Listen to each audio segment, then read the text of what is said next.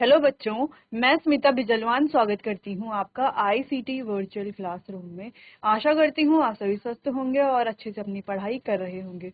बच्चों, आज हम पढ़ने जा रहे हैं क्लास 12 की केमिस्ट्री। और क्लास 12 केमिस्ट्री में हमारा चैप्टर चल रहा था D and F block elements, तो इसी को ही आगे हम कंटिन्यू करेंगे।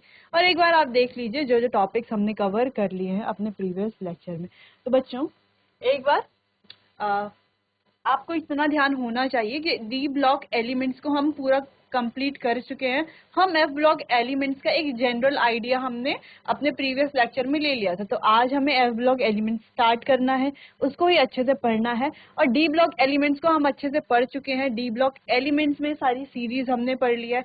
इसका जनरल कॉन्फ़िगरेशन क्या है, इन एलिमेंट्स का कॉन्फ़िगरेशन हम कैसे लिखेंगे वो हमने बात कर ली थी। इनकी फिजिकल प्रॉपर्टीज क्या है, केमिकल प्रॉपर्टीज क्या है, जनरल फिजिकल प्रॉपर्टीज और जनरल केमिकल प्रॉपर्टीज की भी हमने बात कर ली। कुछ इंपॉर्टेंट कंपाउंड, उनका प्रिपरेशन, उनकी जनरल प्रॉपर्टीज, उनका फिजिकल और केमिकल प्रॉपर्टीज के बारे में भी हमने बात कर ली थी। और एक फ्लो चार्ट से जो हमारे अलग अलग कंपाउंड जो हमने पढ़े हैं उनकी भी हमने बात कर ली थी। अब कुछ और कंपाउंड भी हैं यहाँ पर, जैसे कि जो कि इम्पॉर्टेंट है। जैसे कि अगर हम बात करें आयरन की, कोबाल्ट की, निकेल की, जिंक की, कॉपर की, तो ये ठीक है, क्रोमियम और मैग्नीज के बारे में हमने पढ़ लिया था। बाकी iron, cobalt, nickel, copper, zinc ये भी हमारे बहुत ज्यादा इंपॉर्टेंट कंपोनेंट है। ठीक है, इनकी केमिस्ट्री पढ़ना भी जरूरी है। ठीक है, अब कुछ चैप्टर जो है हमारे सिलेबस से रिमूव हो गए हैं जहां पर हम इनके बारे में पढ़ते थे।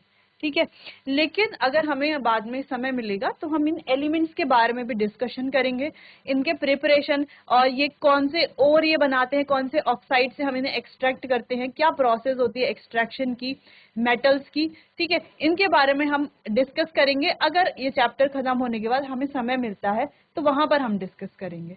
ठीक है, नहीं तो जब हमारे सारे चैप्टर्स खत्म हो जाएंगे, जब हम ऑर्गेनिक केमिस्ट्री भी पूरा कंप्लीट कर लेंगे, तो लास्ट में एक्स्ट्रा टॉपिक में हम इन टॉपिक्स को कवर करेंगे।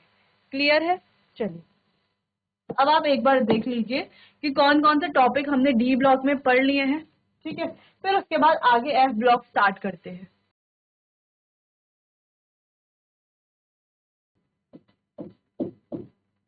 ठीक है, यहां तक तो हमने पढ़ लिया था। ठीक है, एक टॉपिक हमने ये भी पढ़ लिया था कि जब हम I2 की रिएक्शन I नेगेटिव की रिएक्शन कराते हैं तो एसिडिक मीडियम में और बेसिक मीडियम में, तो एसिडिक मीडियम में तो हमें क्या मिलता है,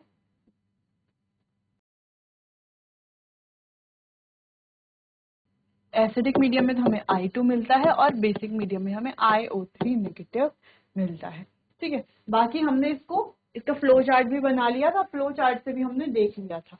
ठीक है, चलो अब बात करते हैं एफ ब्लॉक एलिमेंट्स की।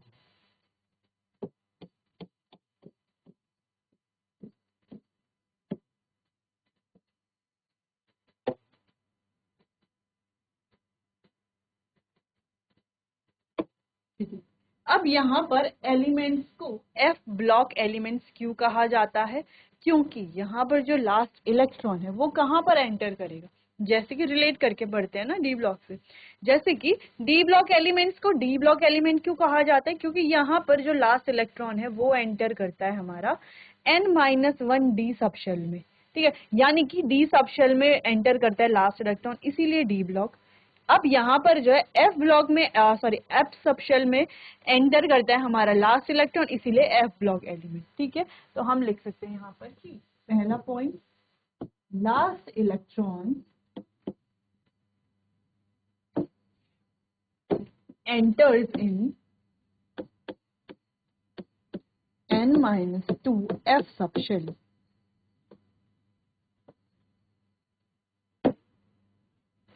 ठीक है, n-2 f सबशेल में एंटर करता है लास्ट इलेक्ट्रॉन, इसीलिए बोल रहे हैं एफ ब्लॉक एलिमेंट। ठीक है, अगला, अब ये जो एफ ब्लॉक एलिमेंट है इन्हें also known as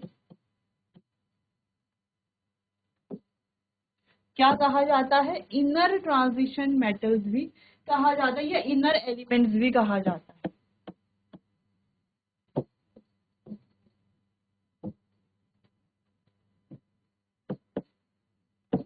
inner elements भी कहा जाता है। तो इनर एलिमेंट क्यों कहा जाता है इसके बारे में बात करते हैं। देखो जो हमारा एनएस होता है, ठीक है, एनएस को कहा जाता है आउटर शेल। फिर आता है हमारा N-1D, ये हो गया इनर। फिर आता है हमारा N-2F, जिसे कहा जाता है इनर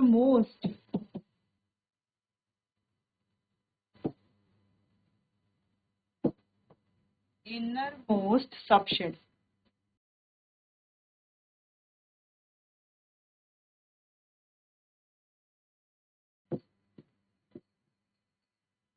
इसीलिए इन्हें क्या कहा जाता है, इनर ट्रांजिशन एलिमेंट भी कहा जाता है, इनर एलिमेंट भी कहा जाता है, क्योंकि कहाँ मिल रहे हैं, इनर मोस्ट वाले में, सब शेल में मिल रहे हैं।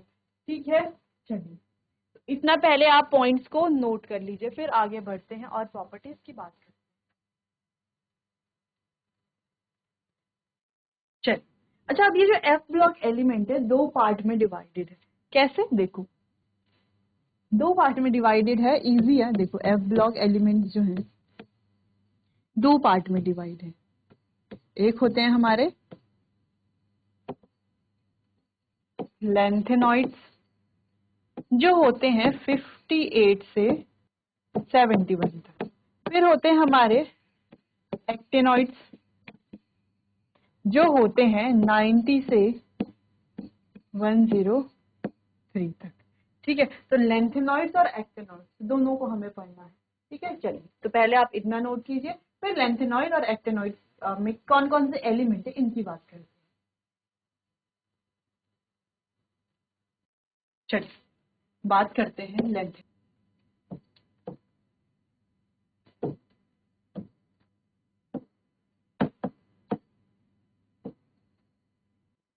ठीक है, चलिए तो एलिमेंट्स को लिखते हैं।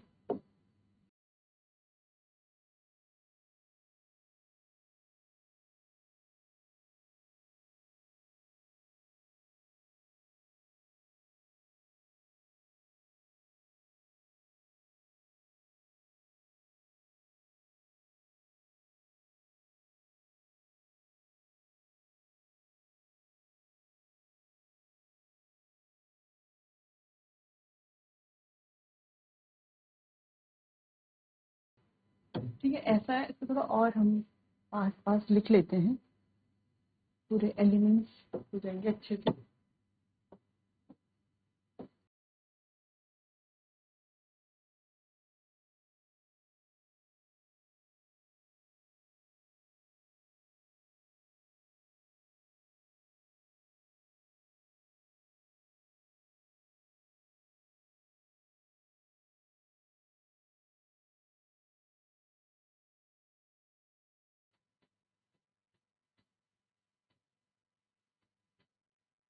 ठीक है, तो ये हो गए हमारे लेंथेनॉइड। अब बात करते हैं एक्टिनॉइड।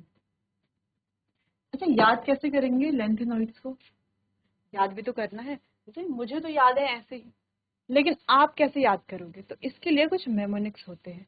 ठीक है, जिनकी मदद से आप क्या कर सकते हो, इन सभी को याद कर सकते हो। देखो कितने हैं ये, 15 है, लेकिन जो हमारे एलिमेंट है वो स्टार्ट होते हैं यहाँ पर, यहाँ से। ठीक है, 57,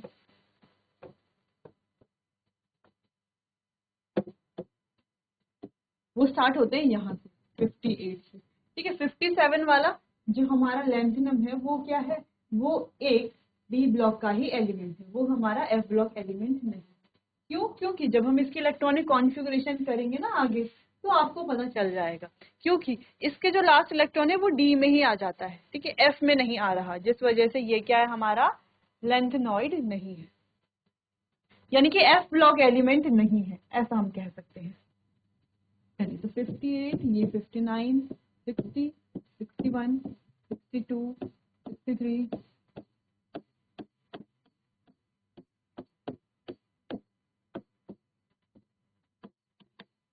तो 71 तक ये हमारे एलिमेंट्स हो गए।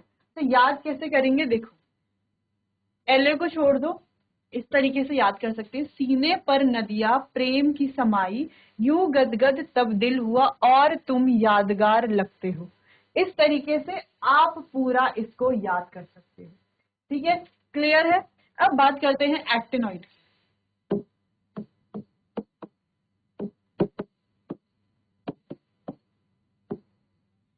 एक्टिनॉइड्स को भी लिख लेते हैं।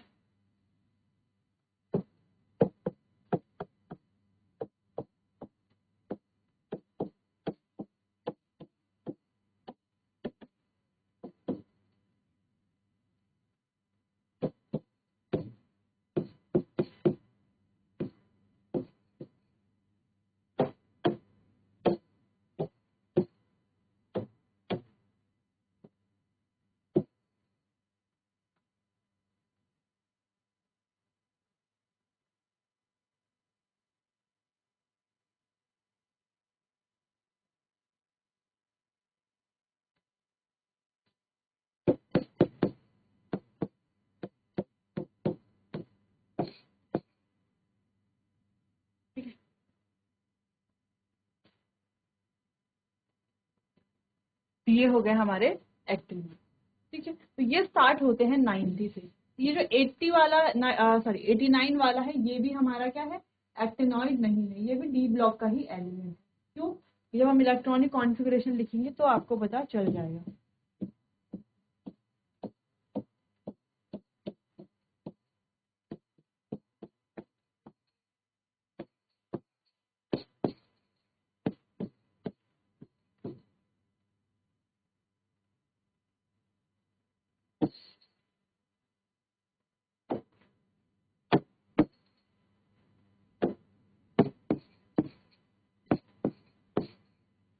ठीक है, चलिए, तो ये हो गए हमारे दोनों ही एफ ब्लॉक के एलिमेंट, लेंथेनॉइड और एक्टिनॉइड। तो कुछ इंपॉर्टेंट प्रॉपर्टीज के बारे में बात करेंगे।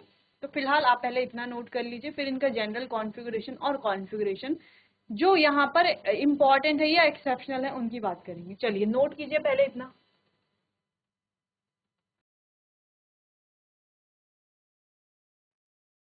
चलिए क्लियर।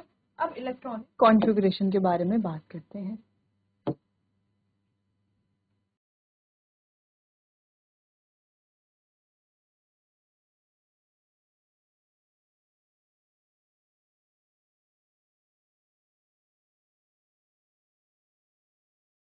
तो पहले इनकी जनरल इलेक्ट्रॉनिक कॉन्फ़िगरेशन की बात करते हैं, जो कि बुक में आपको कुछ इस तरीके से देखने को मिलेगा।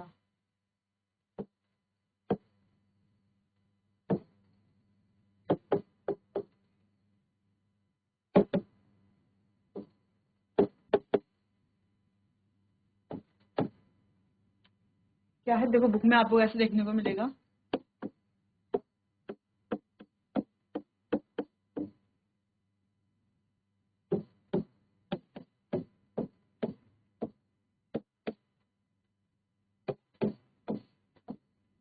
इस तरीके से। ठीक है, तो ये क्या है, इसका जनरल इलेक्ट्रॉनिक कॉन्फ़िगरेशन। ठीक है, चलो प्रीवियस लेक्चर जब हमने पढ़ा था तो वहां पर हमने जनरल इलेक्ट्रॉनिक कॉन्फ़िगरेशन की बात की। अब पहले हम लेंथेनॉइड की बात कर लेते हैं। लेंथेनॉइड को हम लिखेंगे और एक एक करके सबका इलेक्ट्रॉनिक कॉन्फ़िगरेशन लिखेंगे। क्योंकि बच्चों सबका क्यों लिख रहे हैं, क्योंकि यहाँ पर कुछ एक्सेप्शनल केसेस भी हैं। ठीक है, तो वो क्लियर हो जाएंगे साथ साथ। तो पहले एलिमेंट्स का नाम लिख लेते हैं।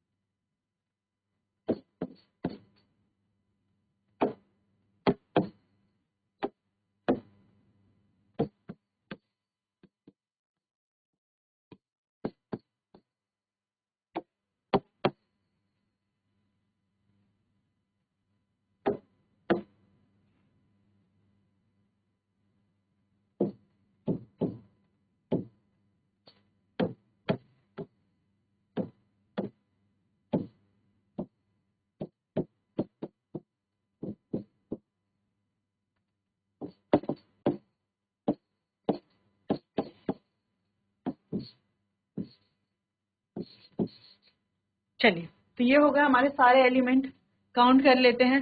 14 हमारे लेंथेनॉइड्स हैं और एक हमारा ये जो लेंथेनम है, ठीक है। काउंट कर लेते हैं, 1 2 3 4 5 6 7 8 9 10 11 12 13 14 15, तो टोटल 15 है। बिल्कुल क्लियर है, सारे सही है। चलो, इलेक्ट्रॉनिक कॉन्फ़िगरेशन की बात करते हैं सबकी। तो आपको, चलो पहले लिख लेते हैं यहाँ पर, है ना, तो आपको अच्छे से समझ में आएगा। 6s 5d और 4f में हमें इलेक्ट्रॉन भरने, ठीक है। तो सब में 6s, और इससे पहले क्या आता है, तो ये भी लिखना जरूरी है। इससे पहले आता है Xe, यानी कि जो हमारा जेनॉन है, ठीक है। जेनॉन तक की कॉन्फ़िगरेशन, जेनॉन का 54 होता है ना, एटॉमिक नंबर 54। इसके बाद हमें भरना है यहाँ पर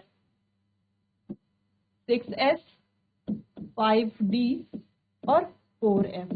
क्लियर, सेम यहाँ पर भी वही होगा, जेनॉन के साथ हमें भरना है 6s 5d 4f। सेम यहाँ पर भी वही होगा।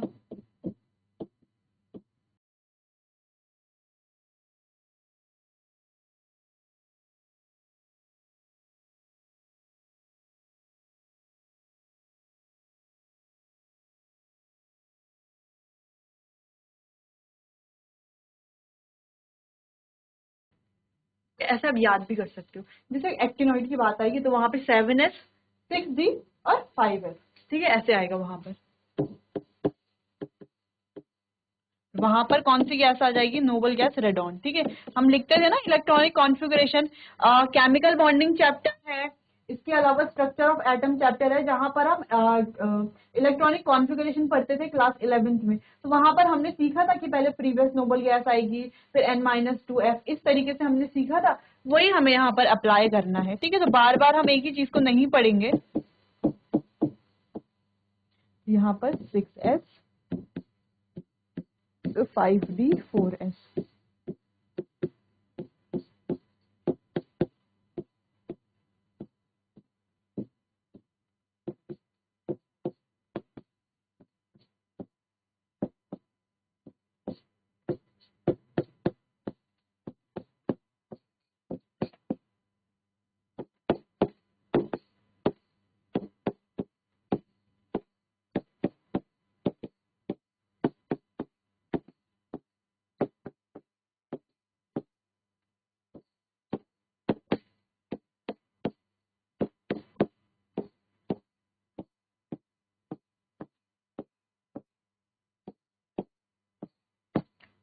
अब आपको ये तो चलो पता चल गया है कि कैसे हम इलेक्ट्रॉनिक कॉन्फ़िगरेशन लिखेंगे, अभी हम पूरा लिखेंगे इसे, ठीक है। उसके अलावा आपको एटॉमिक नंबर पता होने चाहिए, है ना, एटॉमिक नंबर कि एफ ब्लॉक जो एलिमेंट है यहाँ पर एटॉमिक नंबर स्टार्ट कहाँ से हो रहा है, ये आपको पता होना चाहिए। तो कहाँ से हो रहा है, तो इसका एटॉमिक नंबर होता है 57, ये है हमारा 58, ये है 59, ये है 60, ये है 61, ठीक है। तो ऐसे ही 62 63 64 65 66 67 68 69 70 और लास्ट में ये हमारा 71 वाला होता है, ठीक है। 71 69 68 67 66 65 64 63 62 61।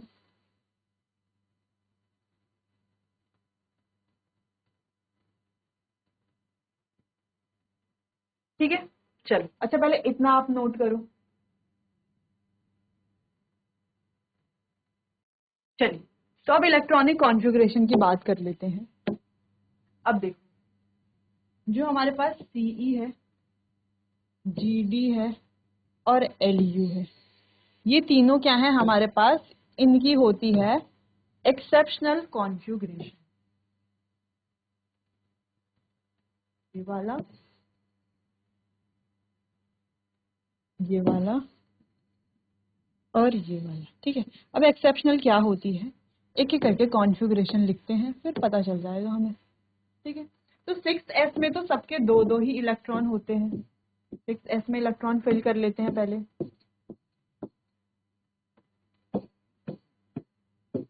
अब जो ये ग्रीन वाले हैं ना, जो एक्सेप्शनल हम कह रहे हैं, उनमें डी में एक इलेक्ट्रॉन होता है, बाकी डी में किसी में इलेक्ट्रॉन नहीं है।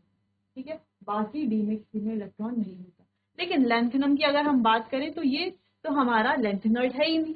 ठीक है, अगर इसका इलेक्ट्रॉनिक कॉन्फ़िगरेशन हम करते हैं तो देखो 54 तो एक्सी के हैं, 54, 55, 56 दो एस में आ गया और 57 एक आता है डी में, एफ में आते हैं यहाँ पर 0 इलेक्ट्रॉन। ठीक है, तो ये हमारा एफ ब्लॉक का एलिमेंट है ही नहीं। ठीक है, चल अब बात करते हैं सीई की। ठीक है, तो यहाँ पर देखो 54 तो यहाँ पर हो गए, दो यहाँ पर हो गए, 55, 56। अब दो इलेक्ट्रॉन और हमें भरने हैं, यानी कि दो इलेक्ट्रॉन और कहां पर भरेंगे, देखो डी में हमने कहा कि जो ये वाले हैं इनमें आएगा डी में एक इलेक्ट्रॉन, तो कितने हो गए 54, 55, 56, 57 और एक एफ में आ जाएगा 58 इलेक्ट्रॉन। ठीक है, अब नेक्स्ट वाला जो है वो हमें डी में इलेक्ट्रॉन नहीं भरने, जिनमें सिर्फ गोले लगे हुए हैं ना, जिनको हमने सर्कल किया हुआ है, सिर्फ वहीं पर ही हमें डी में इलेक्ट्रॉन फिल करना है, बाकी किसी में डी में इलेक्ट्रॉन नहीं होते। ठीक है, तो डी में क्या हो जाएगा, इसका 0 यहाँ पर डी में है, बाकी इलेक्ट्रॉन किस में आएगा, देखो 54 तो यहाँ पर है, 55, 56, 57, 58, 59 यानी कि 3 इलेक्ट्रॉन यहाँ पर आ गए। वैसे ही यहाँ पर 4 इलेक्ट्रॉन आ गए, वैसे ही यहाँ पर 5 इलेक्ट्रॉन आ गए, यहाँ पर 6 इलेक्ट्रॉन आ गए, यहाँ पर 7 इलेक्ट्रॉन आ गए। अब यहाँ की बात करें तो यहाँ पर 8 आने चाहिए थे, यहाँ पर 0 होना चाहिए था, ऐसा होना चाहिए था। लेकिन यहाँ पर क्या है, देखो इसको हमने सर्कल किया हुआ है, यानी कि यहाँ पर डी में एक इलेक्ट्रॉन आता है और यहाँ पर 7 ही इलेक्ट्रॉन आते हैं। ठीक है, क्लियर है। चलो अब यहाँ पर, तो यहाँ पर हमारे 9 इलेक्ट्रॉन आएंगे, यहाँ पर हो जाएगा 0, 0 यहाँ पर आ जाएंगे 10 इलेक्ट्रॉन, यहाँ पर 0 यहाँ पर आएंगे 11, यहाँ पर 0, 12, 0, 13, 0, 14। अब यहाँ पर 15 आने चाहिए थे, लेकिन यहाँ पर देखो एक तो यहाँ पर आएगा, तो यहाँ पर कितने बचे, बाकी के 14 इलेक्ट्रॉन बच गए। तो ये है हमारा इलेक्ट्रॉनिक कॉन्फ़िगरेशन इन सभी का। ठीक है,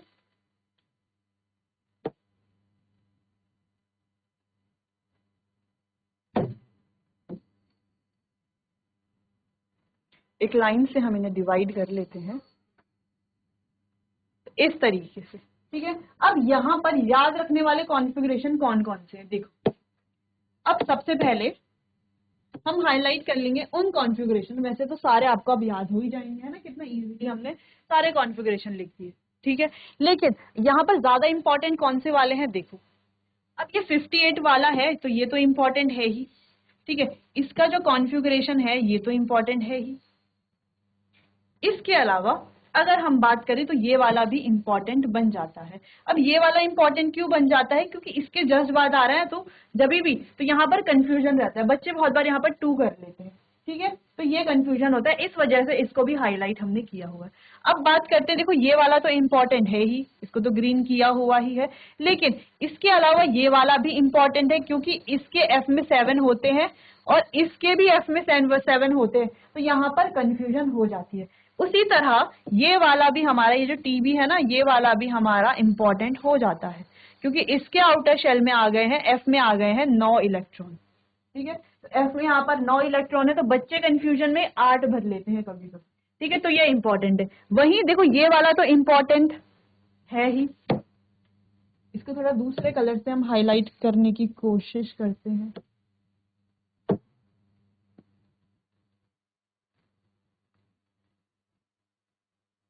देखो ये वाला तो है ही इम्पोर्टेंट, इसके अलावा जो ये वाला है ये भी इम्पोर्टेंट है।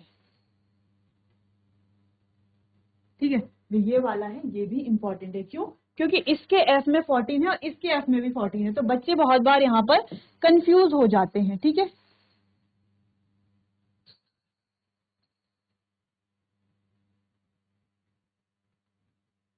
ठीक है, क्लियर, इतना समझ में आया। अब आपको ये जो इलेक्ट्रॉनिक कॉन्फ़िगरेशन हमने पढ़ी है ना, थोड़ा कंजस्टेड यहाँ पर हो गया, इसको आप नोट कर लीजिए। ठीक है, फिर उसके बाद हम बाद में दूसरे कॉन्फ़िगरेशन की भी बात करेंगे।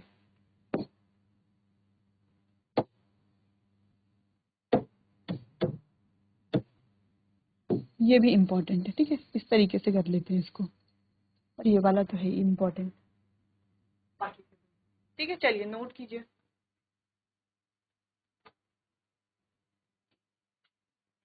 चलिए बच्चे, तो आज के लिए बस इतना ही। बाकी चैप्टर को कंटिन्यू करेंगे हम अपने आने वाले अगले सेशन में। तब तक के लिए आपका बहुत बहुत धन्यवाद।